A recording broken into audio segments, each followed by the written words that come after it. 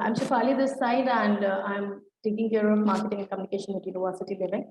We are hosting this panel today, and thank you all the panelists and attendees to join us. Today, the focal point of the panel discussion is that why Australia is still the desired study abroad location. Okay, so allow me to introduce to the panelists, the esteemed panel that we have today. We have Ravi Lochan Singh, President ARI and MD Global Reach. Welcome, sir. We have Sagar Bahadur, Senior Principal Advisor, Strategic Initiatives at University of Queensland. And I know everybody knows your face, but it's still a simple hi. Yeah, hi. And Pankaj Jain, Regional Director, Indian Subcontinent, UTS College. Anuradha Gupta, Head Partner Engagement, Macquarie University. Priyanka Singh, Regional Head, Recruitment and Business Development, Deakin University. Supriya Rao, Regional Manager, South Asia, University of Western Australia. Lee Henshaw, Head Northeast Asia Engagement, SCAPE, our accommodation partner, and Mr. Saurabh Arora, Founder and CEO, University Living. Welcome all, welcome everyone. And yeah, so I believe all the attendees are also there, and slowly and gradually they will join us. I think we can start with it. So let's address the main question that everybody wants to know, the answers. The whole nation and the whole world wants to know that what is happening in Australia, and with all these opening news that is coming to us, what is the plan, how Australia is planning to open, and what should students may be expecting in the coming year. We can start with Ravi from you. You're on mute, sir. You made it sound as if I had all the answers, but it's just, unfortunately, none of us, I'm not sure if my other panelists have it. I certainly don't have the answer. What we really know is that the worst is over. I believe there is a lot of positivity in the air. I am in Australia, and I'm in a hotel quarantine at this point of time. Just another couple of days and the lockdown in New South Wales will be lifted. Things are very positive. Generally, we are talking about the country opening up in a month's time in terms of its borders for Australians and the permanent residents to be able to travel out without seeking a permission. The Prime Minister is on record having said that the international students are the next in line and they will begin to be brought back. We have seen proposals by the state governments in New South Wales, South Australia, and also Victoria about bringing back students in small numbers. This morning, the Minister for Education, Alan Tudge, addressed the AIEC conference, and in his statement, he was very, very positive. In fact, he has gone on record to say that he can't promise the numbers will be very big right now, but they will be rapidly increased, and by 2022, Australia will, international education sector would see students coming back. So, you've got the Prime Minister, you've got the Minister, you've got the states talking about positivity and return of students. I guess we can put our money on it. We could actually say that things will improve in the next couple of months, and we just need to keep our fingers crossed. So that's the first and foremost opening line from me. Great, great. Anybody who else wants to add to it? And yes, fingers are crossed. I'm pretty sure students are all ready because we can see the numbers as well. Everybody's interested in knowing what Australia is offering with them right now. If anybody wants to add anything to this? Yeah, yes, I can. Sorry, yes, sure. You want to go first, Pankaj? Oh, no, you go. Ladies first. Okay, thanks. So talking about, Victoria specifically here. So just a few days back, we heard that the Victorian Premier has approved the plan of bringing back 120 students per week. And as per the plan, the universities are supposed to pay for the quarantine cost, which is the Australian dollar 5,000. And students are supposed to pay for the flight cost. Now, this plan has been sent to the federal government for approval, and we are hoping to receive that approval. And then, of course, the next steps will be disclosed to students very shortly once we have the approval. Now, in the meantime, it is very, very important for students to get themselves vaccinated while they are waiting to get more details, so that they are ready with all the information that university will be seeking from them in the near future to plan their arrival on campus. So this is Victoria specific. I thought if I could just add this bit. Great. Thanks. Pankaj, you wanted to add something? Yeah, just to add on Ravi Rochan sir's point that Alan touched in the morning said that we will significantly have more number of students, which sir said. And you also added that Covishield has been approved from India, which is a big news for a lot of people because 75% people in India have been vaccinated with Covishield. So this is a very positive news. And if you see the New South Wales article which came on 24th, escape as accommodation has been approved by TGA and the New South Wales government and the police, where the students will be quarantined. So escape is partnered with the University of India.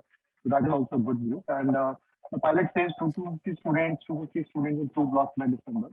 So there's a lot of optimism among the students, among the parents, I would say among the partners and all the universities also. I think it's a good beginning.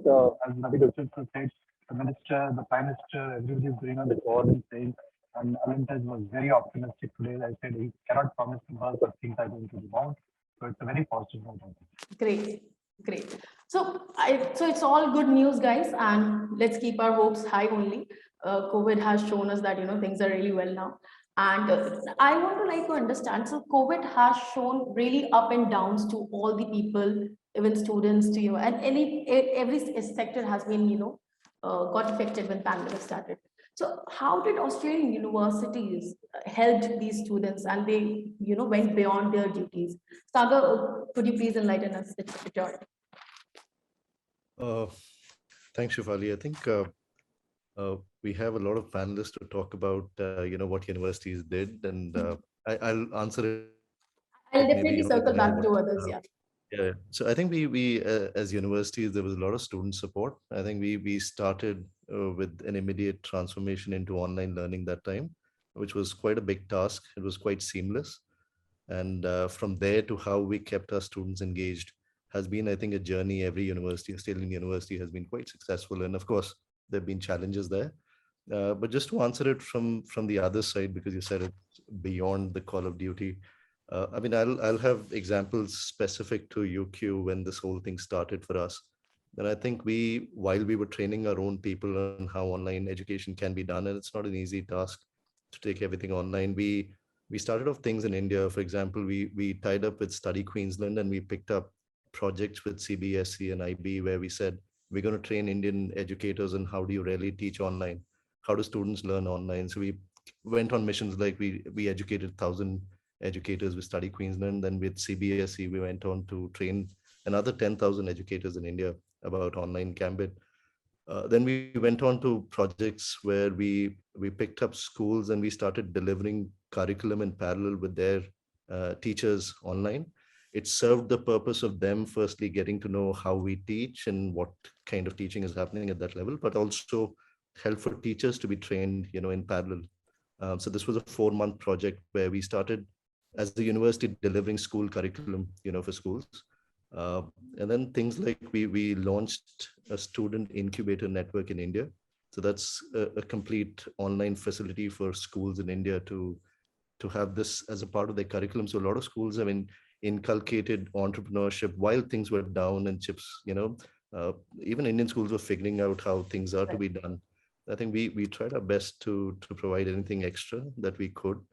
And I think with all this learning, of course, from the schools from India too, we came up with a new project for something now also with the ongoing pandemic called the Thinking Schools Project. And it's one of the programs where we're saying, okay, let's train the teachers, leaders, parents, and students together. So I think there's been that, synergy between schools, institutions, a lot where I think whatever we knew, we thought we should come and deliver.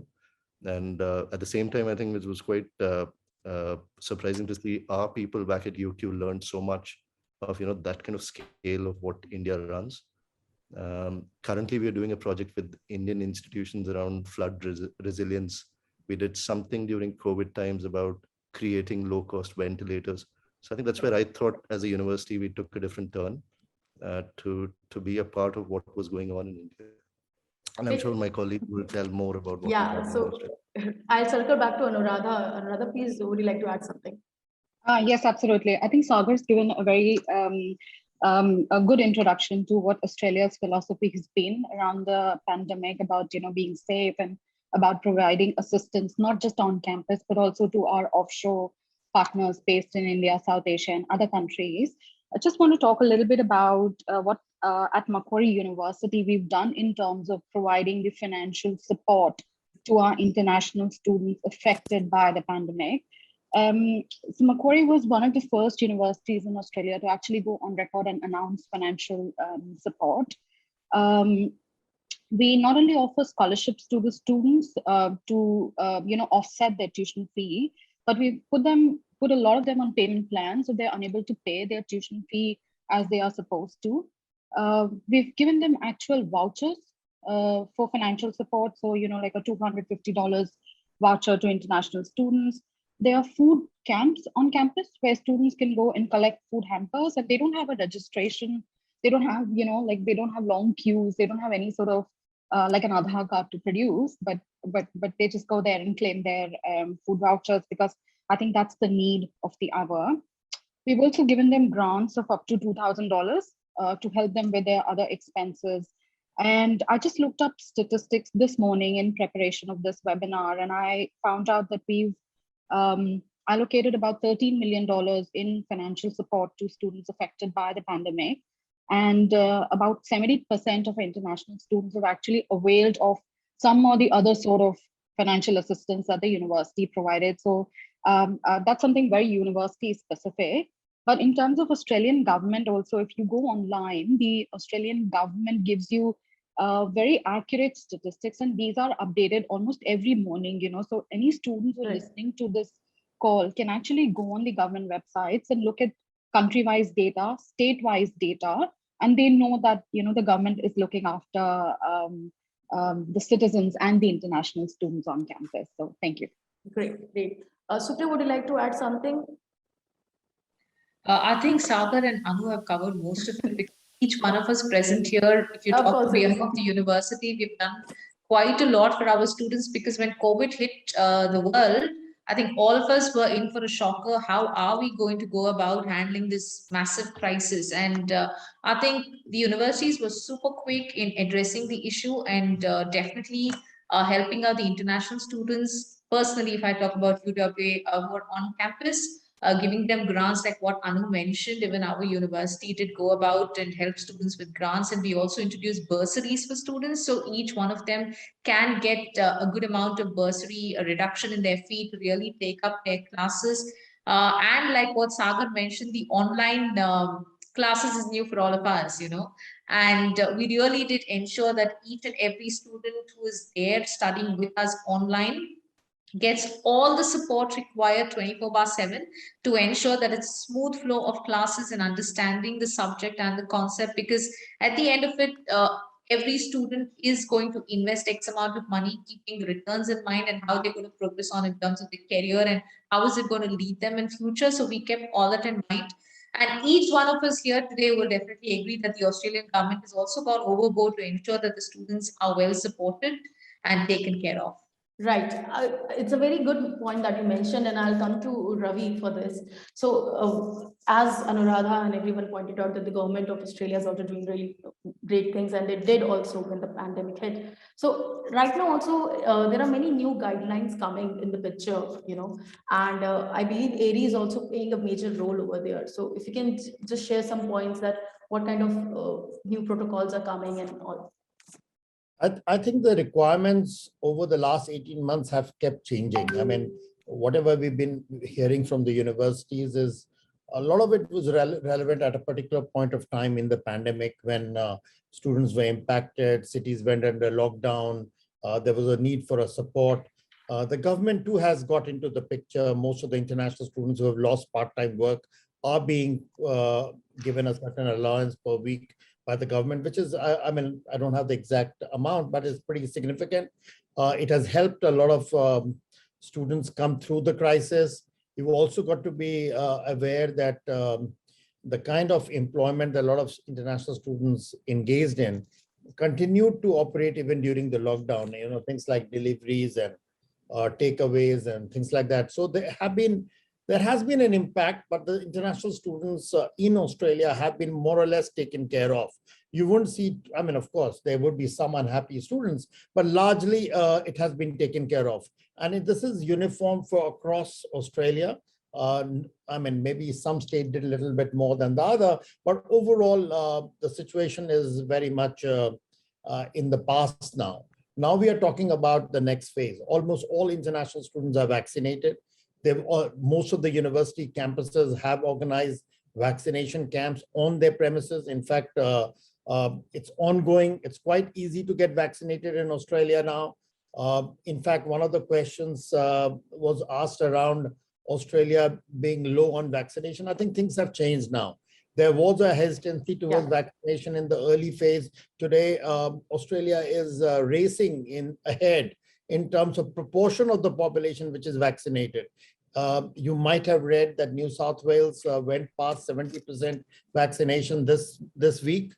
In fact, most of Australia has gone past 80 or 85% first dose, and it is expected by next month it will be 70% uniformly, and maybe by the end of the year, it could even be 80% of the entire population or eligible population in Australia that would be vaccinated. So when I really look at it in that context, things have changed on the ground. So I'm also trying to answer one of the questions which came up on the chat and through this, that what we heard in, say, 6 months ago or 1 year ago may not be as relevant today. So that's the first and foremost thing.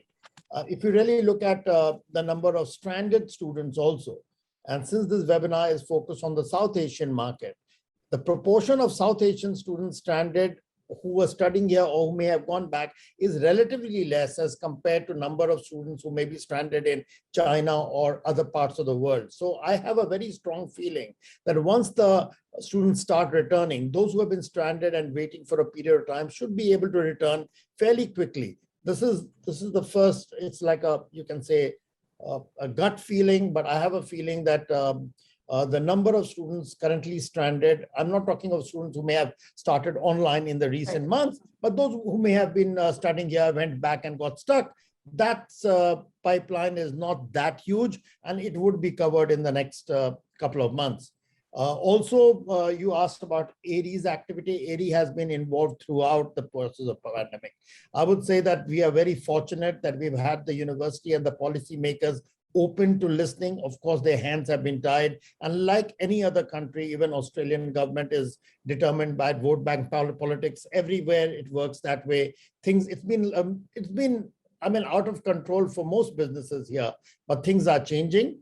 With vaccination, I think vaccination rate is the one which will lead to an opening up of the economy and also of the students returning on the campuses. And I think you have several universities here which actually have students on their campuses, even right now. They have classes happening right now. So things will come back to normal very quickly. Right. I'll add, this is a really good point. And while we are on the topic of opening up and people returning back, students returning back, I'll come to you, Lee. So SCAPE has been approved by NSW government, for the return of the international student. So what are the plans? What are the pilot plans? And how SCAPE is planning all this thing? Yeah, thanks, Shefali. And look, the panelists have raised some pretty good points already. I just want to add to that before I come to your question. There's been a lot going on in the background on the student welfare aspect. So we've been talking about the shift and pivoting in academic delivery, but there's been massive amounts of work going into student welfare because essentially Australia, I think arguably, you look at the UK, you look at the US, you look at Canada, Australia is very, very strong in its student welfare piece, to students, particularly international students. You look at the ratio of international students that Australia has in comparison to maybe some of those other destinations. And there's a reason why we're actually quite good at it because of that ratio. So I think hats off to the universities, the student service departments, and even, providers like SCAPE, how we shifted to accommodate our international students. In regards to, we had free immediate medical assistance on site, nurses on site, all when this was all kicking off, daily welfare checks. So we implemented all that. And that's something essentially what leads me to your question is we're probably going to replicate that, or we are and do exactly the same thing. We have been, you know, in a lucky position where a lot of hard work, being the approved and at the moment exclusive provider for the students to come into New South Wales. But there's been a lot of hard work into that, and it even involves in the cosmetics and the makeup and the operations of the building, you know, to ensure that it's all HVAC compliant, that it meets the strictest and, you know, the highest quarantine criteria. So a little bit what I've just rattled off then is, again, what we're going to implement when these students come in. We're going to ensure that their welfare is paramount, you know, enhanced building protection, you know, that we will have, again, welfare checks daily. There'll be nurses, there'll be medical professionals on site if they do need anything. And I don't mean, I'm talking, you know, in regards to the mental side and aspect things as well, because it's Ravi will tell you, Ravi's doing quarantine now, I've done it twice. It's not a holiday. You know, you're stuck in a room, and it's very, very important that the expectations are set as well to students, that they know what to expect when they're coming into quarantine, whether that be in Scape or whether that be in a hotel. Ravi might touch on it in a minute, but, you know, my experience, I was in a 5-star hotel, but I still couldn't open a window. I couldn't open the door. I couldn't go outside. I couldn't walk down the corridor. I couldn't go down to the gym. Foods was provided at certain times, you know, and you had really no say in that. You know, you made your own bed. I'd made my own bed in years. Yeah, I was joking, but you had to make your own bed and clean your sheets and change your sheets on day 7. So that type of thing is going to be something that's going to happen in quarantine, whether it be with us and Scape and outside Scape, and what happens, maybe what Ravi is doing at the moment. But I hope that gives you a bit of an idea of some of the work that we have done and some of the work we will replicate to ensure that the student welfare is paramount. Great. Ravi, you want to add something? Well, Lee's absolutely correct. I mean, I'm in a hotel quarantine, one of the fanciest hotels in Sydney CBD. I can't really open my window. I haven't seen I've seen what's outside, but haven't felt the air. I don't have a balcony. The food is indeed provided 3 times a day, and it may not be to our liking too. These factors are there, but all said and done, it's something which a student can go through. It's 14 days. It's an experience. First few days passes quite quickly because you are tired after a long flight. And more importantly, you've been planning to reach Australia. The fact that you've reached by itself should give you a few sleepless nights thereafter. But of course, I'm really keen to hear from Lee how the Scape facilities would differ from the hotel quarantine. I mean, a lot of us have read about the Scape facilities. I know you've taken over the building in Redfern, probably from UTS. But what is it? Is it different than a hotel room? Look, it's a good question. They are different from some hotel rooms, but there might be a little bit of correlation. You know, if you stayed in a hotel before, the rooms will be possibly quite similar. What I think is a good point, though, is at the moment within the mandatory quarantine in Australia, you're catering to a multitude of profile of person. You know, they're professionals, they're Australian returnees, they're families, this is not, and this is where we come in, where we are purpose-built student accommodation.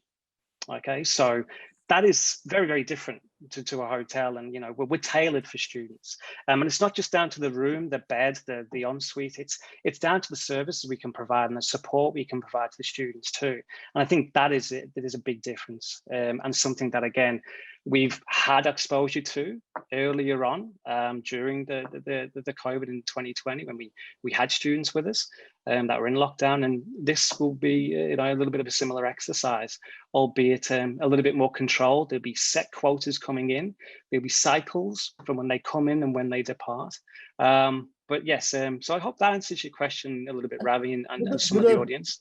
Do the students share rooms, or they can, like a couple of friends can stay together, or they all single rooms? Now, again, I think there's a lot of mechanics behind this that still has to be worked out, because we, for example, we're not even sure of what type of students are coming back. Again, the institutions are having a big say in that. There could be students with special needs. There could be students, from what I gather, if you're not traveling with somebody, students don't usually do that. You know, you're going to be in a room by yourself. You know, in quarantine at the moment, if you're with a family, you know, you can quarantine with the family. You can, they will, the health or New South Wales, you know, government will put you and your family in a facility together. I traveled independently, and you know, I don't know if your family hide in the background. I presume you did as well. But so therefore, you're in a room essentially by yourself. And I would say, you students and you know, like it is now, individuals are not mixed, and unless they're part of your family and you're being exposed to that person, I'd say that it's all individual rooms, all individual quarantine facilities, and there would just be cycles of students coming in at set numbers and quotas. Great, great. So I think what we have established here is that Australia is almost ready and everything is all in place and they are doing all the norms which are required. So I'll come to Anuradha on this, NSW, and Pankaj to you as well. You know, what are the pilot plans in place for the opening? Shefali, I think that's a very good question and very relevant to the session today. This morning, Victoria, as Priyanka covered, the Victorian government announced a pilot plan and they've kind of submitted it for approval. But I want to talk about the New South Wales plan, which is going ahead as planned, and where Lee from SCAPE comes into picture as well. So the pilot plan in New South Wales was announced on the 24th of September. It's a joint undertaking between the New South Wales government, the universities in the state of New South Wales, and Study New South Wales, which is again, you know, promoting New South Wales as a study destination. The plan is to bring in 500 fully vaccinated students to New South Wales in December, most likely. They will be flown in 2 batches to New South Wales, so 250 students and 250 students in the following fortnight. The idea is to, you know, fly them in safely, put them in a safe accommodation like what SCAPE would provide, have them staying there for a 14-day period. I think the accommodation that SCAPE has selected is in Redfern, which accommodates Correct. about 650. I've done my homework, which accommodates about which accommodates about 650 students. There are 8 universities in New South Wales which are participating in this pilot, and there are 5 independent providers. Now you can imagine when there are so many universities and, you know, just a very limited number of students that are allowed to come back as part of pilot. These will be all of international students. So each university will have a specific quota allotted to them. And then it's up to the university's discretion how they use that allocated quota to bring in the students basis their priority. I can give you a very specific example of what Macquarie is doing. We are sending out expression of interest forms to our students. The priority is given to students who are undertaking research, like a PhD degree. You know, they need to be on campus as soon as possible. Students in medical degrees who have to use the facilities in Australia. Students who are, you know, near completion of their program. And again, they should be on campus on priority. So there are a number of factors basis which there is a team at the university which is working out on sending expression of interest forms to students. Only fully vaccinated students will be invited in this round of pilot in December. There have been a couple of questions on flight bookings in the chat that I've read. Please hold on to booking flights. Don't get into booking flights as of now. Once the expression of interest is collected, it will be again reviewed by the committee at the university. And I'm talking about all universities. You know, it's I studied through what the University of New South Wales is doing, what the University of Sydney is doing. And I think we're all following a common process through which we will shortlist the students that would be invited to come in. And then those students would be asked to book the flights. I'm sure there will be a government intervention or an advisory at some stage where an official flight provider would be introduced, and there would be some directions about pricing, because obviously there are concerns about pricing, you know, that the prices would skyrocket. Government is working on that. It's a phased sort of planning. So we've sorted out the universities, we've sorted out accommodation. I think the next would be flight and stuff. in terms of vaccines approved, the Indian Covishield AstraZeneca version is approved. So that's a good news. It's been recommended to be approved. Sorry, I should use very correct terminology here. Moderna, Pfizer, the Johnson & Johnson one, which is not available in India, these are approved. But in terms of the Indian students, the AstraZeneca one is most likely to be, formally approved shortly. So that's the plan. Universities are working on phased opening. For example, Macquarie from Monday will start opening its classes for the most important of lessons, most important of the lab works, etc. to begin. And we have planned it month by month. What do we do in October? What's our plan in November? What's our plan in December? So by the time the pilot is over in the end of December, and we are hoping that by early 2022, the flights would resume for other students as well. All safety protocols, all kind of phased opening will be in place by then. So we've got 3 months to get it right, and I'm sure we will get it right. Yeah, if that much planning is after it, I'm pretty sure everyone will get it right. Pankaj, would you like to add something? And also I want to add one more question to it. As Anuradha mentioned, many about the courses which will get priority while the opening up is happening. So in fact, it is open to all, but yeah. So what are the main courses for, maybe it's right for Australia? For example, it's like engineering, IT, or maybe architect. So if you can just enlighten us in regards to the courses part as well for these students who are still in deciding phase that which course to go for that.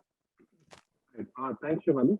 I think just to add on what Anuradha said, she explained the whole process in very detail. The courses which have been popular from India statistically for the last 20-25 years have been again the business courses, IT courses, engineering courses, health courses, science courses. IT has become very popular in the last 2-3 years, what I've noticed. So you have courses on animation, you have games technology, you have AI, you have blockchain. A lot of courses, a lot of universities have introduced new courses also to cater to students. It is the demand you have to meet, and I think the industry is supporting that. These are the skill shortage we need, so you need to support that. And I think one of the issues which is there, which is about flights, I think very pertinent, because there's an article even yesterday, I think, what happens to students who fly from flights via Singapore, Thailand, or Hong Kong, or what will stopover happen, how will the countries treat those students, what will happen there. So I think that is another issue, I think, which the Australian government would be sorting it out with the respective countries also, because a lot of people take transit flights instead of direct flights, which are very rare. The Qantas has just announced that from November they will start flights to LA and London, but India is not touched, South Asia is not touched. So I think there can be issues about flights, and I hope the government is working on that, because as Anuradha also said, flight will be a concern, and the prices rocketing will be big concern, because when you hit the December time, it's Christmas time. I think a lot of Australians who are British citizens or residents or who have relatives and friends in UK go back to London. Therefore, I think Qantas is going to fly to London, which I was thinking, why London? I think just to add also, I think there is a lot of positivity. There's got a lot of good news, and as Ravi first mentioned, and all the panelists also mentioned, it is a wait and watch situation, because the Prime Minister Scott Morrison also said that we will announce soon. Do not jump. Please wait for us. So we are still on a wait and watch mode. Things are coming up. Things are opening up. It's a positive news. 70% vaccination is done yesterday. The moment we hit 80%, it will be more clear. Dates will be announced. I think. Great. If anybody wants to add something to it. No problem. Great. So, yeah. Yes. Just a couple of things. I think everything is in place as to what Anuradha or Pankaj might have stated. Just one or two. I think as per the New South Wales pilot project, they have identified a travel agent. It is listed in the document, and of course, they'll come into play. Regarding Pankaj, I think most of it is chartered flights, at least for the pilot project for New South Wales. And so it won't be just like booking any flight and reaching Australia. It will be all channeled and managed. And when that time comes, it is also not likely to be necessarily through India or wherever. I think there are issues also with the Indian government yet opening its corridor with Singapore, or flights actively happening between India and Singapore, India and Malaysia, or one of those countries, because that's the major transit route to reach Australia. So that's first and foremost. I think flights is not really a concern for the international students. What should be the main is that if you are getting an EOI from an institution, please fill it out quickly, return it, make sure you put in your case, and you should be able to make it to Australia. And as Lee mentioned, I think the quarantine facilities will only be scaled up with time, and I think it's in place. I think similar facilities will happen across Australia. You got to we should have talked about this earlier. In fact, New South Wales is trialing the home quarantine for the locals coming back. And I think that will clear up a lot of capacity in the coming months if the trial is successful. And it's not just New South Wales, I believe South Australia and also a couple of other states are trialing home quarantine and for the local population which is coming back. And that will make more space available for international students. And Anuradha, this morning, Alan Tudge in his statement actually confirmed that Covishield and Sinovac are accepted vaccines, along with the 4 other vaccines. And in fact, Sinovac also makes a lot of difference because we have Nepalese students who have taken that particular vaccine. So in a sense, that's quite covered. And I'm sure some of your attendees might have taken Covaxin or Sinopharm. There is a mention that they are also being considered for future, but not yet decided. So in a sense, all this is very positive. I look at everything as a kind of, I call it green shoots. We are looking for it, and this will happen. One little message I want to put in, I know we've got a number of panelists who is yet to talk about, is for any student or any parent who's listening to this session or will listen to a recorded version of the session, it's very important to enroll online, be ahead in the queue whenever the border opens. There is a kind of, I've seen some chat groups where students talk about deferring or waiting to take a decision when the borders open. Well, it will be very difficult at that point of time. If you are getting into an university, you should start online, get ahead of the others. The borders are definitely opening. Students will definitely make it. It's just a matter of time when that would happen. So I really would urge students across, India or subcontinent, considering any Australian university, to consider starting online and be an enrolled student and not a student with a leave of absence. Thank you so much, Ravi. So I believe Ravi has already answered this question that, we should not think twice. The students who are planning to go abroad, especially Australia, they should not think twice to go over there that we should go or not. They should do the bookings online. And I'm pretty sure universities are doing a lot of activities online to ensure that the employability and other things are not hampered in the, of the students. So I'll just add this question over here. So what kind of activities are university doing while this whole virtual online classes are happening? Because what happens when there's an offline campus, there are a lot of alumni meets happening with field visits and others. So Supriya, I would like to hear from you that what kind of activities UWA were doing or planning. Yeah, definitely. I think to begin with, Ravi has really made our job kind of easy by encouraging the students to take up the online classes, which is very, very vital, because the first thing I want to talk about is the online class is, I know, a very new thing for everyone, including us. We're all on Zoom 24/7, if not the entire day, but most of the day. All our events are virtual. We're so glued on to our laptop, and we're also getting used and getting very tech savvy with the Zoom and other various platforms to connect online. So definitely for the online bit, as a university, talking from my university point of view, like I said earlier, we have a complete support system in place for our students to ensure that every query of theirs is addressed and as early as we can. We also have the lectures that are recorded, so students can access that throughout this semester in case they missed out on any. As a university, we also have an amazing platform for our students to connect with students who are currently with us on campus or who are studying online. It's called UniBuddy, where they can reach out and network with these students, get their queries answered. And I think it's very vital because from a student point of view, if I were to be a student, I would want to also understand from the existing students or those who have just graduated what the experience was and how they're going about with the entire learning system. So we are doing that as well. And the alumni are very actively involved in helping our existing students who are on campus, or even with the ones who are doing online with various other internship options. Our careers team is our strength. We have a very, very strong careers team who are providing complete virtual support to all of the students who are pursuing their courses online, along with giving relevant support to students who are on campus. So I think there's a lot of support with the universities ensuring that they are putting in place. The students have a very smooth journey of studying and understanding the concepts of the program that they have really enrolled in for. And like what Ravi mentioned, online classes are really not a challenge. It's actually a very new learning experience. And we have a student who is on UniBuddy who's currently pursuing her course online. She stepped into her second year of her bachelor's, and she's done superbly for herself, though it's been completely online. So I think this is definitely from our end what we're doing for our students. Great. Saga, what kind of activities are going at UQ to engage the students? Okay, I'll just take step back with what Supriya said. I think online initially was something that, was new. I think universities have invested a lot in terms of time and resources. I think those platforms are, quite good as compared to what, the perception would be. But also, I think the students' mindsets, the parents, that's also evolved over the last 1 year. So we've seen a lot of acceptability, of what's going to happen. Of course, with all these news coming in, it's just a matter of time of, them coming on board.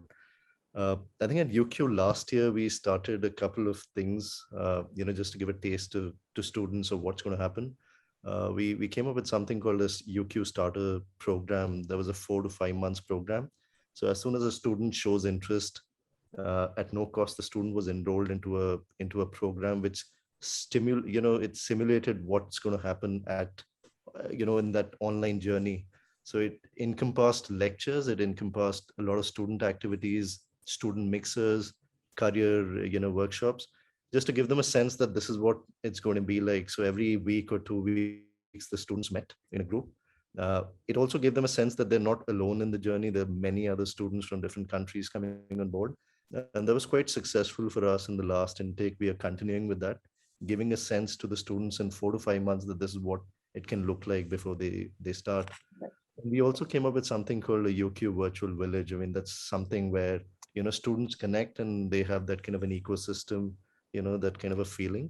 And we I think, extended it to something called UQ Study Bubbles. And now that things are improving in certain cities, so we in fact took a step in very small bio bubbles of 12 to 15 students and taking out to a larger number. We've started meeting them in different cities. So we've done one in Bangalore last month, where we called 12 students, and that was the first opportunity where the students got to know there are other students in the same city. And because we formally made them meet once, now we know in their WhatsApp groups, they're making their own plans just to hang out, to study together. And we have replicated that in Delhi and Mumbai. And we see that, that thing was missing. And once you formally make them meet, that kind of local community is now building. Right. So the UQ Study Bubbles has been, again, a successful thing that we feel went in. Great.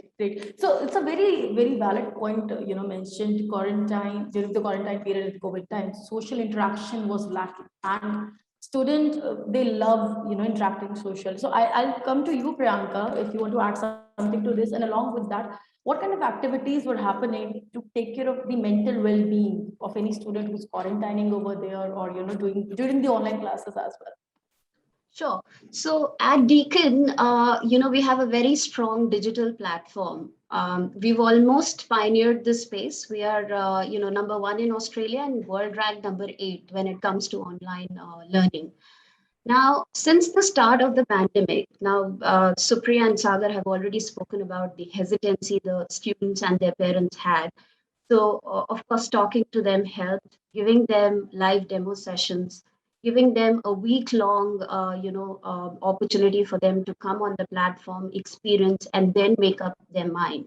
And also allowing them, whenever they enrolled in the unit, we told students that until our census date, if at any given point in time, if they felt that, this is not the way that they would like to, go forward, Then there was a full fee refund, which was available to them. So that gave them a lot of confidence to sort of start with online studies. Apart from this, also, a 30% online bursary was given to students to set off some bit of their education cost.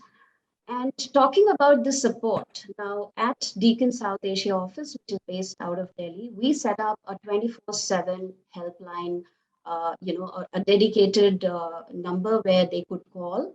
And they had a lot of queries initially. I mean, this is the first, T2 2020 I'm talking about, where students were settling, the first batch was settling. And we were also not very, very confident of handling those queries. So we also learned, as we went into that space. And then supporting each and every student, linking them to their academics, understanding the problems, and then finding a solution was a big task that we took on. And I can very proudly mention here that we retained 98% of students who started studying online with us. And then slowly, so the group that started first, they became mentors of the incoming group. So there was a lot of confidence amongst the new students to sort of embark on this journey. So peer-to-peer connect was very, very important. This was the support that we provided. The university support system continued to exist even before pandemic. There was a lot of, so that Deakin has Deakin Sync, which is a personal study hub where each and every student, once they join the university, they're part of, this community where they collaborate with their peers, they connect with academic, access library resources, attend cloud campus classes, and also manage their schedule, their inbox, and everything is there on that platform. So everything continued to exist. Nothing actually stopped. These are some of the things that we did to support students. Yes, now we are ready to sort of meet them personally and get them together as a group in small numbers. Maintaining the social distancing norms and all the guidelines so that, they can, come together as a community and be ready to sort of, take their flight very, very soon to Victoria. Great, great. So this is quite clear that all the universities did very well during the pandemic time. So when the online classes are managed so well, so you all can imagine how the offline will always be there. And in the online part also, the mental well-being is taken care, the employability and the community building is taken care. So students should definitely give it a try. And coming back to this, so I would like to ask all of you. For the coming intake, what should a student look forward when they're coming to Australia? Why Australia? So this is something which I want to understand from a university and of course from a student point of view. Who wants to take it? Like I can start maybe. There's Sure, no you denying. can Well, you sort of look how risk averse Australia's been, and you look at what's been happening with the Delta variant in other countries, and it's arguably one of the safest, isn't it? Okay. Well, So there's one tick. I think yeah. two. I think you even look at, and I'm maybe have my institutional hat on a little bit, but you look at the rankings, the recent rankings, whether it be the Times Higher, QS, and even despite the pandemic, and I guess to a degree as well, that the impact on research output, Australian universities performed unbelievably, performed exceptionally, really, really, really well. You've got some, even the panelists here, I think every single one's in the top, 200 or so, isn't it? Or something. So it's phenomenal. I don't think you get many other countries that have that many ratio of institutions ranked so highly. You look at the UK and the US and theirs don't. So, and I go back, to the other point on the student welfare point as well, an aspect. I think, being strong in academia and academic delivery is obviously very important, graduate employability, but the student welfare is paramount. And I think, the universities have done that so well during COVID, pre-COVID, even providers like ourselves and the other BSA providers too. It's an absolute priority. So I think that's one of the reasons why students should contemplate Australia and seriously consider it. Yep. what Lee has actually mentioned is the overlying highlights of why Australia is always considered. Let me take the pandemic feature into it. Of course, it started off being extremely safe. It was seen as a country where COVID didn't really touch. And then when India really opened up and people went about life normally, then at that time, Australia was in a lockdown. So of course, it was a little bit of a contrast.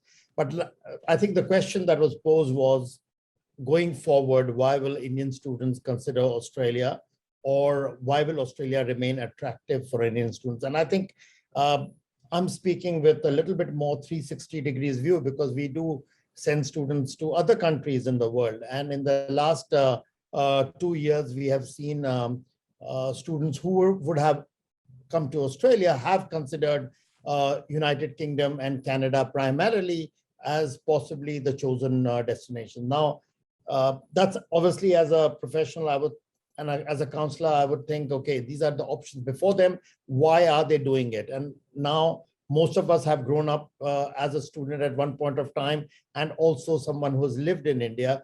We would know if there is a door which is open and the other door, we don't yet have a roadmap.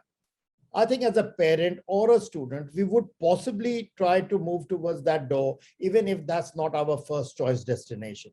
And that is exactly what has happened in India over the last 6 months or a 1 year, because several pilot plans were announced by Australian states that didn't materialize. In fact, the first pilot plan was announced last year, in the middle of last year itself, which didn't happen. So of course, parents and students started having a little bit of the risk averseness of Australia, which Lee highlighted, became actually a negativity on one side. And on one end, we had pictures of students taking flights. Friends were seeing their own friends leaving for UK and Canada and landing up on the campuses. So of course, that didn't really work in favor of Australia. But things are changing. And this is something which I wanted to really emphasize on. Things are changing, and maybe you may say that I'm being a bit too optimistic, but I think there is just no choice. I think Australia will definitely follow the path that United Kingdom has taken, where on a certain level of vaccination, people are going about meeting people. And in fact, pubs, cafes, everything is open. And I think I was very surprised to see that New South Wales actually is opening even its nightclubs on Monday. So which was like with 600 plus cases every day. Now, this is something which is completely unusual for Australia, which at one point of time, with even one infection, would go into a lockdown. Right. So I think this is a change in mindset, which as an Indian, I would possibly celebrate, because it's coming in line with what's available around the world.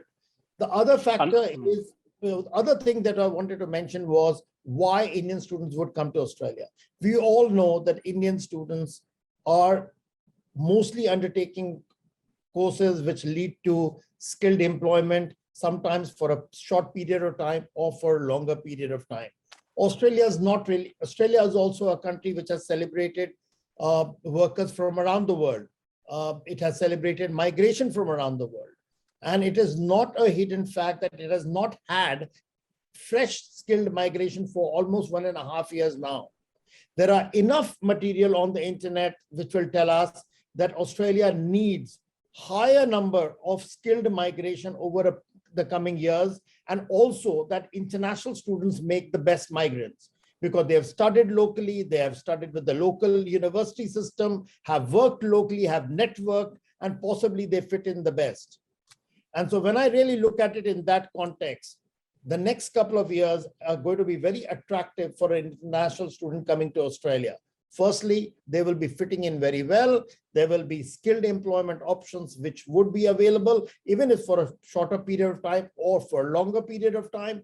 And most importantly, I think this is something we should really bear in mind, is that Indian students tend to study courses largely in STEM and such disciplines. And you look up any skill list of occupations in demand in Australia, they are mostly around IT, engineering, accounting, nursing. These are the types of courses which international students, especially coming from India, tend to take. And I think there is no other country which can provide that kind of migrants or skilled workers to Australia going forward. So I think it's a win-win for both the students as well as the country. So in that sense, I'm trying to say is international students should really consider Australia once again. And in fact, the doors are open. They should look at it even more. And most importantly, the countries that they have chosen. And I really don't want to, I'm not backchatting any other country. UK does offer post-study work, but it doesn't offer skilled migration outcomes after the post-study work. Australia does. And when we really look at it in that context, Australia is bound to rebound very soon. Very well said, Ravi. We'll definitely come back to employability part. Saurabh, I want to ask you, what is the word on the street? Because you have been working with student providers across the globe. I believe, am I audible? Am I echoing? You're audible. Great, great. I mean, first of all, thank you, whatever I've been thinking, Ravi, Sagar, Lee, Pankaj been talking about it. So I keep thinking what next or what new I need to add. Right. So coming from, from this point of view, why Australia, especially a platform, we are running a platform which is global, and, we cover 15 plus countries, 265 cities, especially on the accommodation side of it, so we are a very neutral platform, but, and I am a UK alumni. So, I'm a bit biased towards UK. I mean, obviously, but, when I talk to Australia and when I think about it as a founder, who keep thinking about what is the next, opportunity, and especially from a student point of view. So as Ravi mentioned that, in a way, this is that time when you have an edge. If you choose Australia, there will be less competition from a, job side of it, right? I mean, I was speaking with Pankaj, and one of, if I'm allowed, Pankaj, one of, his family member got an amazing job. I mean, and that too in this time, so there are lots of jobs, and there are lots of highly paid jobs. Right. Plus, also primary India is a, they love sun, right? And we all know, when you need sun, which country to head on. So there are lots of, such important and trivial points to choose Australia. But as a university living and as someone who's been talking to, I mean, we all know that how the paradigm shift to UK and Canada, right? But firstly, it's a big market, and those 40 universities we are talking about in Australia, they are all world class, world ranked, and lots of things to offer. If you are a sports enthusiast, Australia is a place to, right? If you are a hospitality professional, Australia is still be a place to, so as a platform, or as someone who got all the countries very neutral to, I would say Australia still have a lots of edge, right? And rather than choosing Australia over others or any other country over Australia, please choose why you are going abroad first, right? That is very important, right? It's not about UK versus UK or Australia. It's about why are you going abroad? What is your objective, and where that objective is getting fulfilled. If you bifurcate that, you will get the answer. And then it's about country, university, and your course, right? So it's very subjective, and Australia is still, have not lost its sheen. In fact, as a platform, we are very proud, that we are sticking our neck when people are sitting, and sitting on the fence to just understand what's happening, and just going to flow. But if you ask me individually, I am deadly sure. I mean, again, I know universities and others have always been quite neutral, and they need to be, right? But as a platform where I can take, I can stick my neck, I'm deadly confident that Australia, Feb, March people will be going to go to Australia, but there will be apprehensions, right? It will not be hunky dory, but your June, July session, we have seen that pattern in UK, we have seen that pattern in Canada, right? So there are lots of data we are sitting on, and basis the data in that pattern, I mean, as a platform, which is into accommodation, which is not anyone is talking about accommodation, right? I mean, we earn our bread and butter through accommodation, right? So, the reason we are putting our time, efforts, and resources, because firstly, it's not about Australia but UK. It's about, any country and where your objective is getting met, right? So if one closing statement for me, Australia will be, overdoing its number, what they used to do in 2017-18. Yes, it will take time. It will be 12, 18, 24 months, but definitely, you can't just. When will that happen?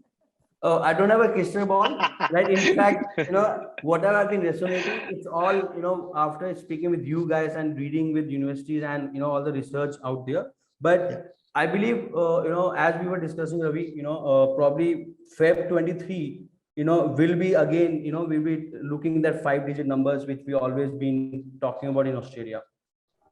Great, great. Pankaj, I would like to come to you. As Saurabh mentioned that one of your own person got a great job over there. I want to understand what kind of employment opportunities are over there and how university is helping over there. I think in Australia, a lot of universities have tied up with industry. A lot of courses have been decided as per university choice. Industries are involved in doing giving internship to students, and a lot of courses have been designed in consultation with the industry. And as one of the panelists also mentioned, there's a big careers office in most of the universities. At UTS University, we have a careers office, so they help students in getting the CVs made, they do mock interviews, and help students. So I think industry linkage has been there, and students have been getting jobs. Even in pandemic, I sort of suggested that I've got a very close relative who got a job worth $65,000 after doing MSc in biotechnology, which is a very good news. So it talks about what all the panelists have been saying, that Australia is highly regarded. What Lee said, the Times ranking, the QS rankings have been good. Recently, the employment rankings also came where UTS University and all of the universities have been placed very high. So I think the employment factor will always remain, and PSW is important. A lot of students, as Australia is preferred by a lot of students because PSW is a very important feature which a lot of students look at. As Saurabh said, that before deciding what is the objective of going to study there, so that is what comes into play, and this is how students look at. Even I would like to add, like a lot of universities, even UTS University, University of Technology University, UTS College, we have scholarships also. So there is Vice Chancellor 100% scholarship, there's 50% scholarship. At UTS College, we offer up to $8,000 scholarship. And another point which I thought we should add is, like, even during the online mode, students have been offered at UTS University as well as at UTS College a reduced load factor of study. So you could study one subject, two subjects, even the fees was reduced. So that was happening. That was giving students flexibility because sometimes the hours of teaching are different. And also, a lot of industries have even started doing taster sessions, master classes, which gives the student a feel of what will be taught, how it will be taught. And I would give hats off to all the faculty at all the universities, including UTS, UTS College, who have worked very hard during the last 1.5 years to quickly adapt to teaching online. Teaching online is very tough because you have to be online, you have to listen, you have to do, you have to share your notes, you have to share your laptop, you have to be visible also. So getting adapted to technologies like Zoom, Link Central, and Microsoft Teams is tough. And I think we should say thanks to all the faculty, which has proved very well during this COVID times. Great. Sagar, I would like to come to you to understand how UQ is supporting their students in fulfilling these kind of dreams. Okay, I'll just circle back to what Saurabh was saying. And of course Ravi and Lee also mentioned. I think why Australia, the question, and I think the fundamental parameters when you choose a country. I mean, Australia has that very strong foundation. You talk about the things which a parent or a student would think about. The education reputation. How Lee mentioned. The kind of quality it offers. You go to the quality of life. It's an innovative, safe, a very diverse place. A lot of Australian cities are featured in the top, student cities, and that kind of, so that adds to it. It's a multicultural society. 30% of the people staying there, come from outside. So that acceptability, flows into the DNA of what you feel. I think the business also thrives. Unlike many other countries, Australia was still able to do well. It will do well. I think the Olympics coming in 2032 is not just a 1-year affair. It's basically 10 years into making such a big thing happen, and 10 years after that, where so many sectors are going to, enjoy that benefit, put in the effort and reap the benefits. So I think, and the students, international students, or the local population is going to, get that whole infra and the other benefits. Then I think lastly, just to keep in mind, the diplomatic relationship between the two countries also would matter. the closeness of how the countries are aligning would also, help in a lot of development of opportunities, which of course the students will, reap the benefits. So that's, I mean, just adding to what they said. And I think I mean, for opportunities for students, there are immense opportunities. As a comprehensive university, we do offer programs right from early, their graduation till PhD or even continuing education as such. We've got a good infrastructure back in India to handle student advisory, to do that matchmaking of what, you aspire and where you can fit in. For us, Indian students form a very, important component of the community that we have. So we enjoy the diversity, on campus with them. Of course, needless to add, like other universities, we do offer a lot of scholarship, all mostly merit-based, to recognize talent and, align it with their aspiration. So all that is there. And of course, online, offline, depending, the quality is still, we've tried our best. And that's what we do. I think at this stage, we are more educating students on, how online has not really affected what they're looking at. These green shoots would really help us. But the continuity of education, the seamless bit, is something they should also, keep in mind. And Right. Great. Supriya, I would like to understand from you, as Sagar mentioned about scholarship. So what kind of scholarships are being offered at UW? I think University of Western Australia is very generous with its students in terms of scholarships. I always believe in that. And we did prove that again when the pandemic hit the world. We thought about the students and how we can really support them and ensure that their dreams of studying abroad is not going to get affected in any way. So we introduced the bursaries, and we have that rolling in again for the coming year, where we ensure that the student, every single student who holds an offer from us, is going to get a sum of amount which is going to get reduced from their fee to make it easier for them to handle the finances bit and to take up their studies at the university. And also keeping the academic front in mind, we do have a global excellence scholarship for the students from South Asia, which is, again, like I said, a good amount of money, ranging all the way up to 12,000 Australian dollars each year. And quite a few students from our country are very successful with that, because I always believe that we're very smart, not just with the percentage, but otherwise overall, I think we can definitely take away, no matter which market we're in, we can do fantastically well in the career platform. And we ensure that we look at the applications that come by to us on a case-by-case basis, to ensure that we're really fair to the students and they do get the award that they truly deserve. So I think this is something that we've really kept in mind. And to just add on one line, if I have to give it in a nutshell, why Australia, it's complete return on investment in all ways. Trust me, from a very Indian point of view, I think we always look at what is the ROI, and I think Australia gives you the complete ROI in all ways, whether it's the safety part of it from the parents' point of view, it's the student experience and having the fun element also along with their studies. Australia has it, and after their studies point, they want to get the best career and settle down in life. I think it's the destination to be. Right. So actually, you bring that whole thing in a very good nutshell. And I believe it's not just India, every student and every person is now, know that what ROI means, and they are putting all their money and efforts on that only. So there is one perception gap that we actually come across most of the time, is that Indian students are considering more Ivy League or Russell Group, over Australia. So if you guys can help us to understand that how Australia is in the same group, Sagar, Anuradha, anyone can. So I think, I'm happy to take that. Yeah. And Shivali, I think your question has the answer in it. It's about perception. Australian universities have great quality teaching and learning and research. Australia is home to I think there are 7 universities in top 100 and 6 more in the top 200. So that's about 30% of Australian universities in the top 1% of the world. So that's a very significant number among Australian institutions.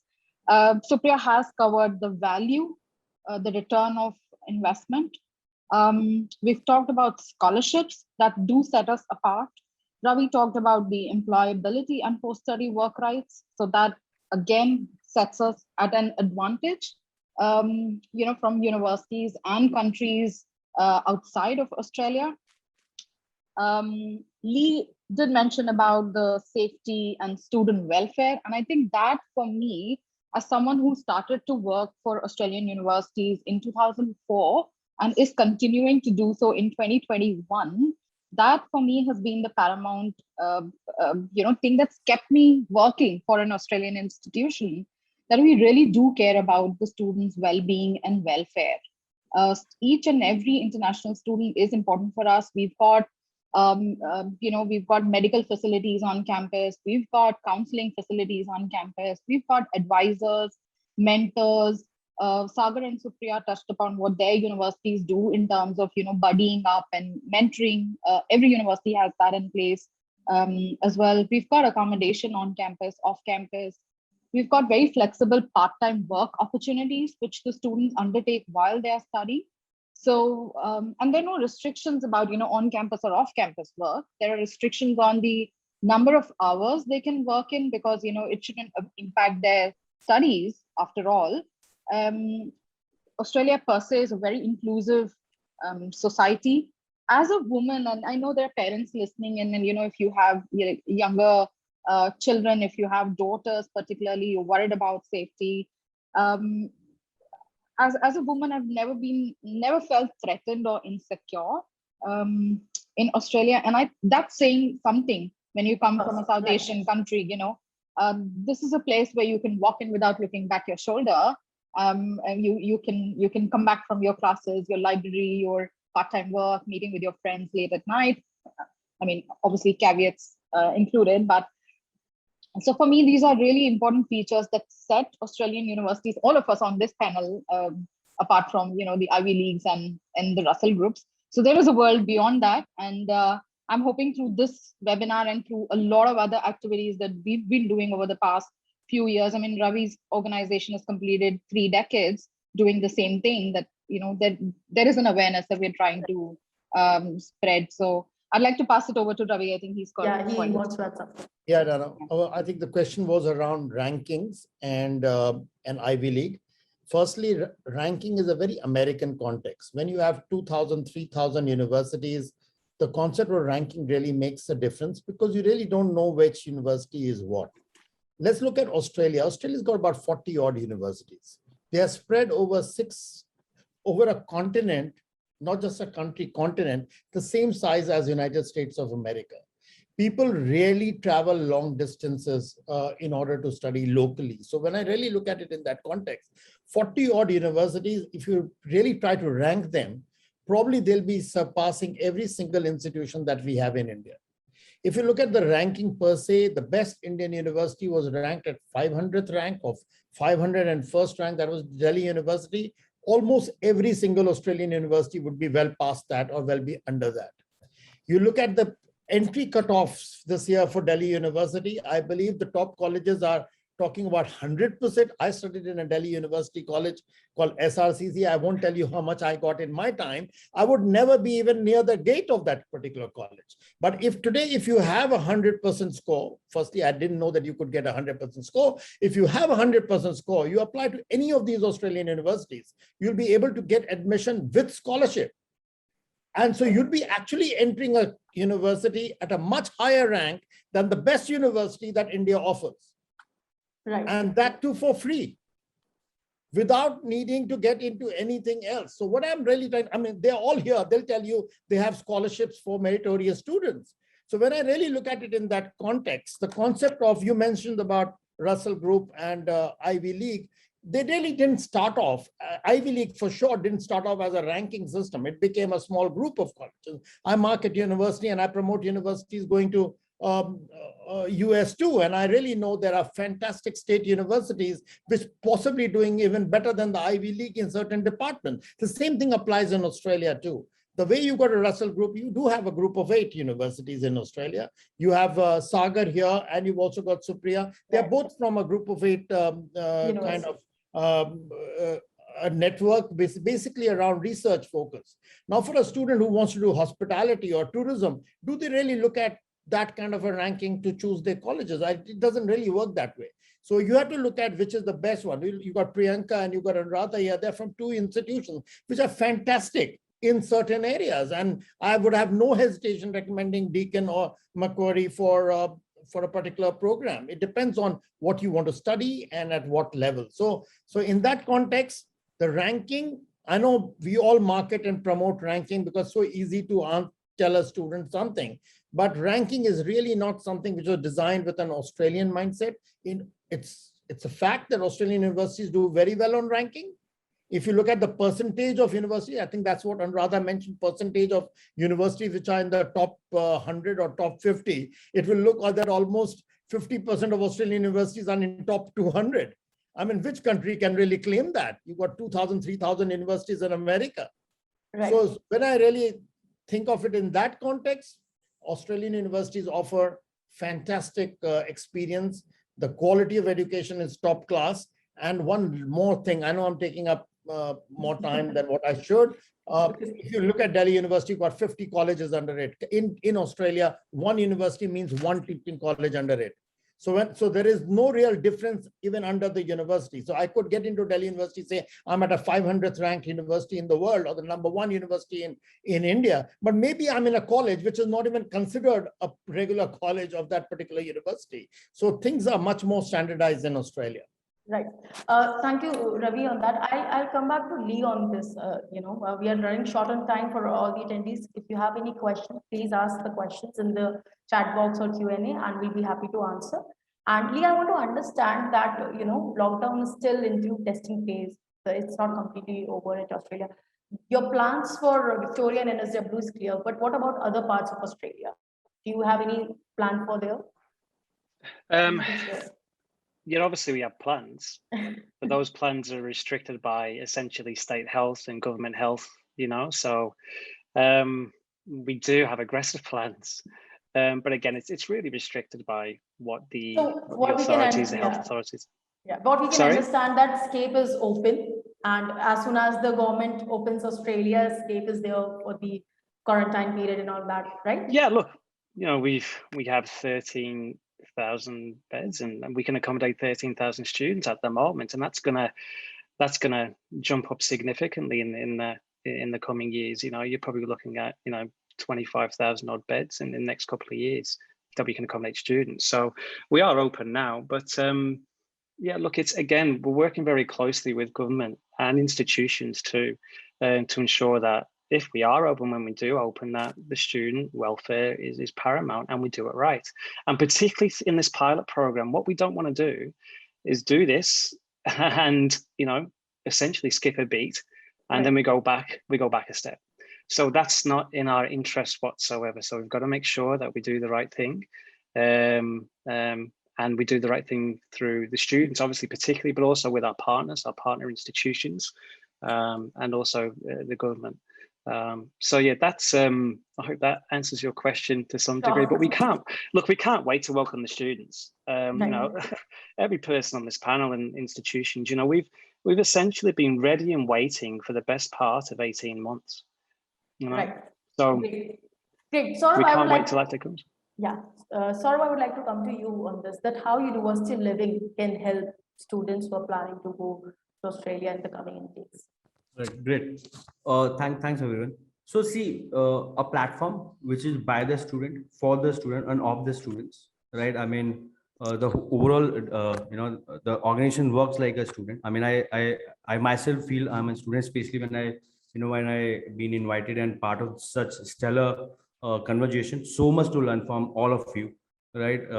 So as a platform, we are just not accommodation, and we are accommodation and beyond. Right. And also, we never pitch that book accommodation through us. We always say that, please, you take an informed decision. I mean, there are university accommodation, they are off campus, and then there are also apartments and, shared accommodation. So don't book accommodation, which is only, suggested by University Living. But two things which we as a company on a mission, please start exploring accommodation the moment you know which city and which country you're going, right? And don't just with all due respect to universities, there's accommodation beyond uni halls or on campus accommodation, right? Any which ways, India, Asia is a late market. By the time most of the students start looking for accommodation, most of the universities are already sold out, and that's where we come to picture, right? And we are just not accommodation, we're accommodation and beyond, and we're a community-led platform. So even any event, any activity which we do is not with the vested interest. Of course, we are not just NGO or a non-profit organization, right? But the thought is very clear that how we can infuse confidence and how we can be part of the ecosystem, which has been, doing so much for societies, individual, and overall environment. So yeah. Right. Thank you, Saurabh. So we have a couple of questions from UL side. Students who have approached us through emails and others. What kind of part-time opportunities are available at Australia? Any university who's happy to take this question? Anuradha, are you taking the question? Oh, yeah, sure. Yeah. I'm happy to take that. Sorry, it's about part-time work opportunities. Yeah, is it? right. I think it's a mixed bag of part-time work opportunities available. So as students arrive when they're fresh in Australia, there are a lot of part-time opportunities taken up in the service sector. Students do work in shopping malls, restaurants, and those kind of places. As you gain experience in Australia, and as you gain experience in your qualifications as well, the tendency is to move towards employment relevant to your study area and also relevant to what your aspirations are for future. The universities have an ecosystem which do help students find these opportunities.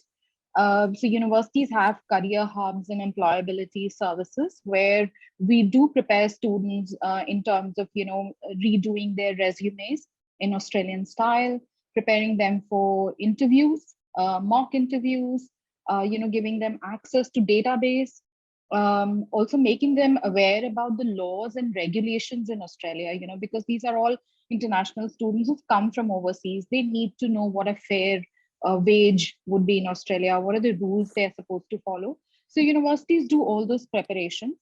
The good thing about Australia is that it doesn't impose restriction on the location of your work. So you could work on campus or you could work off campus. So for example, we being based in a suburb of Sydney, we do have a lot of shopping malls and service industry around the university. We also have a large technology park around the university, but still we do have students, who just take a metro, go to the city, work and come back. So Australia doesn't impose restriction in that sense. And as I think we've already mentioned that on the panel, that international students are welcome to work. Australia relies heavily on its service industry. So there are always jobs in tourism, or there are jobs in IT or health services as well. So students do find reasonable part-time work opportunities. I wouldn't like to comment on what the money they make or how many hours they make, but legally they are allowed to work 40 hours a fortnight, which is 40 hours in 15 days. And when they are on vacation, when the university is on break, they're allowed to work full time. So they earn a significant amount of personal income. Right, great. Anybody else? Sagar, yeah, you want to add something? I just want to add to Anuradha that there are also good number of opportunities within the campus itself. So we see a lot of our students, working with faculties or picking up, jobs which can assist student services or other areas where, they can be of help. So while they have opportunities outside the campus, there are a lot of good opportunities where they can learn, bond well within the university system also within the campus. Yeah, and one good thing is that in Australia, there's dignity of labor. So you could actually do any kind of work, and that's very much respected. Anuradha did mention that she wouldn't comment on the amount of money they would make, but there are minimum wage acts under which you can't be paid lower than a certain amount. And that's, if you really compare it, is probably the highest in the world. A student is entitled to earn more than around $20 minimum per hour. And there could be higher wages on weekends or in the evenings.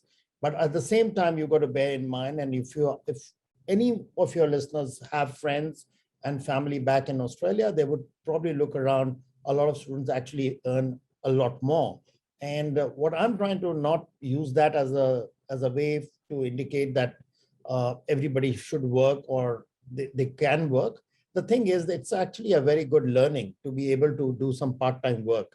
And it can help subsidize a significant portion of your living expenses. It won't cover almost everything, but I think it's a wonderful experience to meet people, meet locals, be able to talk to them, network with them. And I think it's part of education to be able to go out and be able to work at the same time as studying, being able to earn your pocket money, maybe even a little bit more than your pocket money. So that's what happens across the board.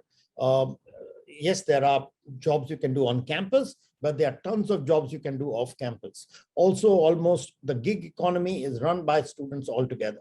You get out into the street in any major city in Australia, the most of the people whom you'll see working in shops, retails, Woolworths, Coles, gas stations, Uber Eats, you order anything, is likely to be a student. Right. And most likely an international student who can speak English. So most likely a student from our part of the world. Yes. Right. So there's Yeah. a question. Sorry, we want to add something? Yeah, just sorry. Yeah. Yes. Also, Australia being a very entrepreneur country also, and lots of Indians being a very entrepreneur mindset. Australia is a great place, to also explore entrepreneurship or your startup dreams are from there. And lots of universities has been supporting that. So yeah.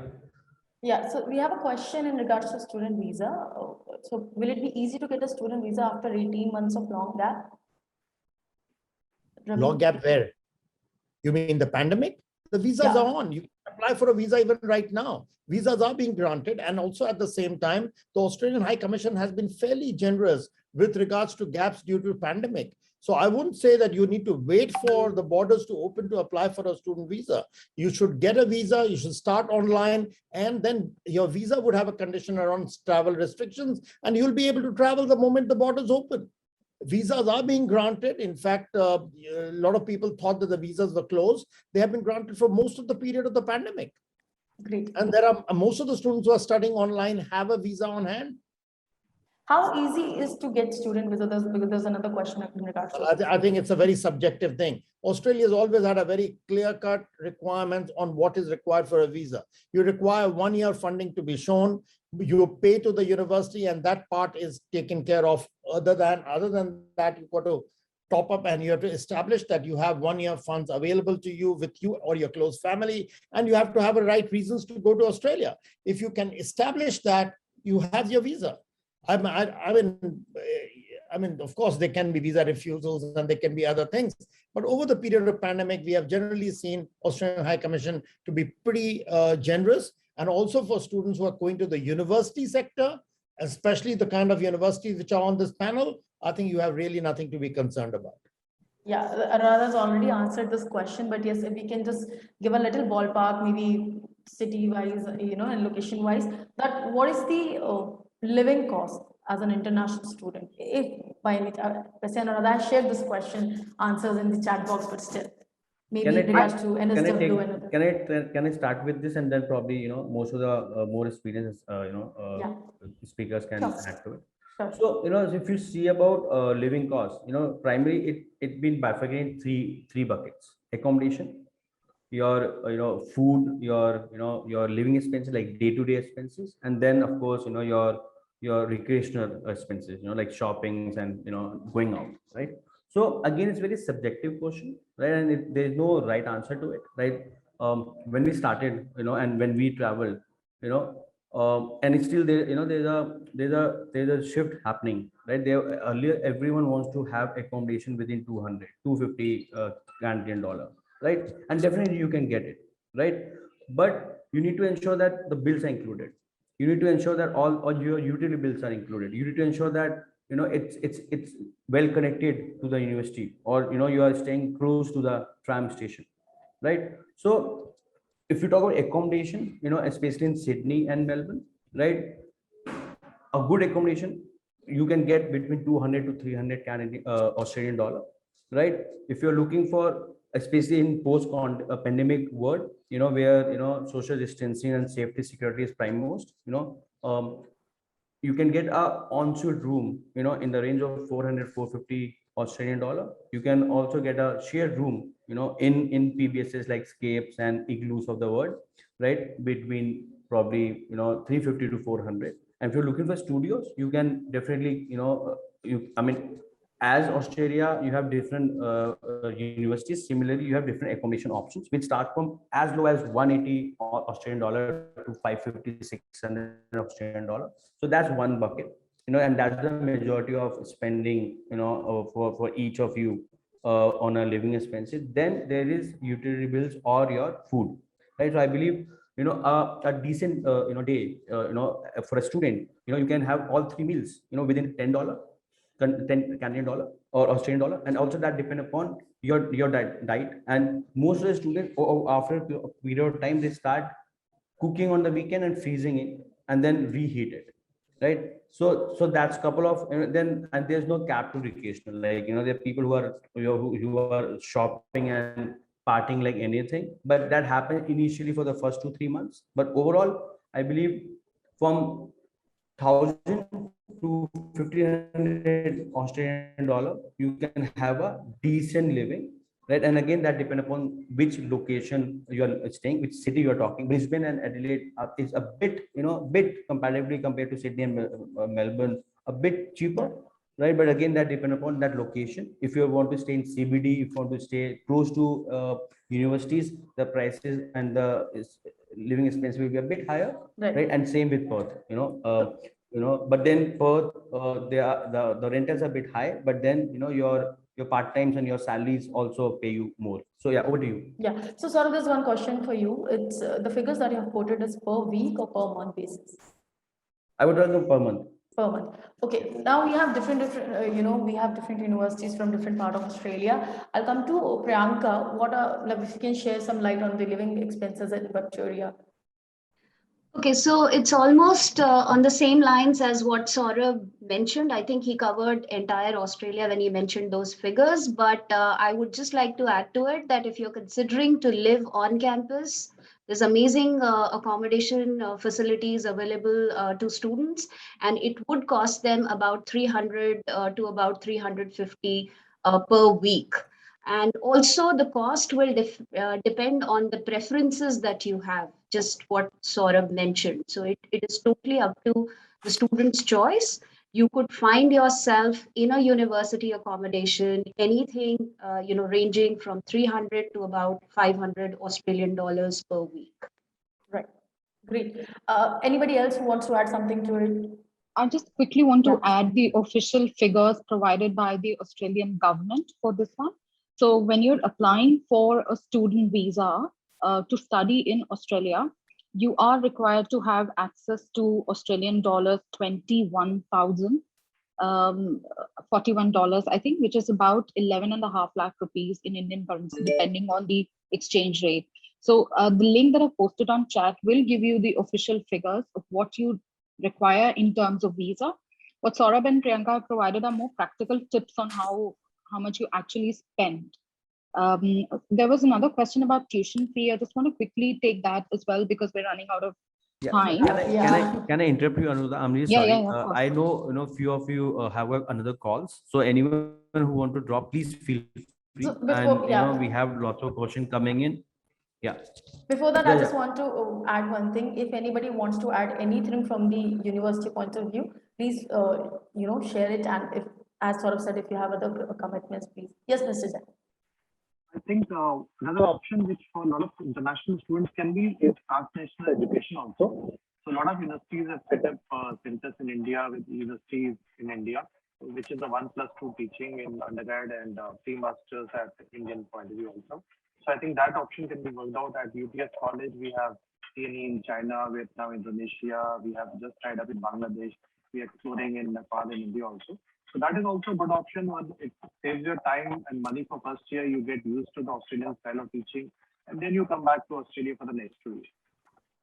Thank you, Pankaj. Thank you, Supriya. I understand you have other call. Thank you for being on the panel. And yeah. So, thank you so much. Take care, everyone. Bye-bye. Bye-bye. Yeah, I think. Ravi, you want to add? Yeah. Yeah. What Anuradha had was, I think she was going to talk about the tuition fees when you cut her off. Maybe she can complete that part about the We'll tuition. circle back to her, I guess. Anuradha was talking about the tuition fees.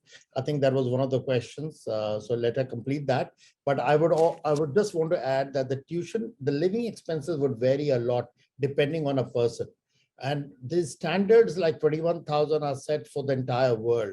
I've seen the Indian and Nepalese students manage in much less, also because of the way they live. They share accommodation, they use public transport. Very often they would even cycle around the campus. Some of them even cook. In fact, I came as an international student way back, but still, I may not have cooked at home before I traveled to Australia, but I did begin to manage my own things. I mean, I won't try cooking today, nobody would eat. But the point is that at that time, I could even throw a party, whatever it was very acceptable. Now, after having eaten the quarantine food, I think I was still a better chef than what it used to be. So the point here is the students do manage with a lot less than the 21,000, which has been quoted by Anuradha, because that's the standard set by the government for demonstrating your living costs. Also, if you stay on campuses in some of these bigger universities, it could cost even more than that, even to just pay the tuition fees of the residences. But our students tend to probably stay outside, use public transport and things like that. And I'll let Anuradha complete the point about the tuition fees. She had started when she got cut off. Yeah. Just one more minute, Anuradha. I'm so sorry. I'll circle back to you. Just one information to all the attendees over there is that if you have any question and if you think, because we're running out of time, kindly email us on info@universityliving.com and we will ensure that you get all those answered. Even if it is related to some specific university, we'll be happy to answer it. Anuradha, coming back to you, please add on to that information. Thank you, Ravi. Thank you, Shefali. Sorry, I was just trying to save time for everybody by saying that the tuition fee would vary from program to program and from university to university. But in general, the costs would be somewhere for an undergrad degree per year. It could be between 25,000 Australian dollars to 40,000 Australian dollars, depending on your choice of university and the degree. Lot of universities offer scholarships. Like I think we've already mentioned some of the scholarships that UQ, Deakin, Macquarie, UTS, etc. offer. So you would have to also keep that in mind that the scholarships significantly reduce your annual tuition expenses. So I'm just going to stop here because I think we've gone over time, but happy for others to take the floor. Anybody else who wants to add something to it? I believe it's almost covered, everything is covered. So yeah, so if there's anything anybody wants to add, maybe to the closure point, Sagar, Pankaj, Lee, Ravi, Priyanka, Anuradha, Saurav.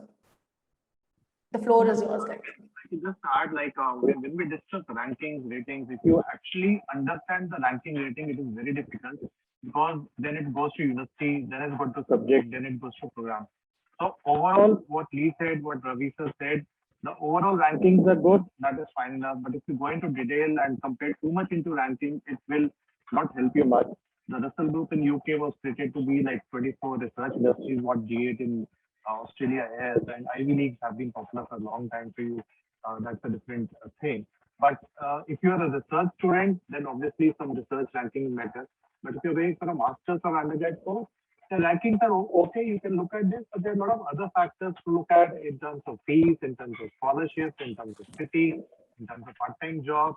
What is my course content? And you should also look at faculty who is teaching, how I have built the profile. So those are things we should decide. Ranking is among those 6 criteria to follow, but it should not be the first criteria to follow for everything.